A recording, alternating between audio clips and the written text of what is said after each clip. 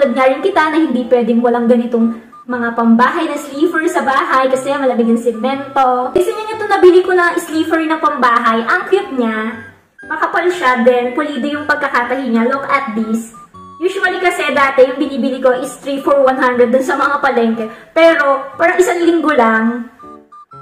Ano na kagad? Tanggal-tanggal na kagad yung mga tahi dito. Tapos parang nakadikit lang siya umaangat. Eto, ang kagandahan nito is ano siya guys, nakatahi siya kaya hindi nga mag-aangatan yung tela niya.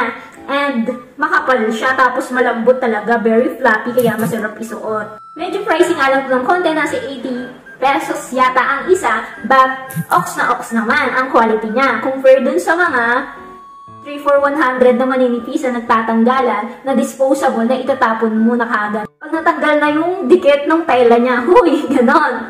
Lagay ko na nga lang mo ang link sa Yellow Basket para maka-checkout ka na rin. Okay, thank you for watching. Kuting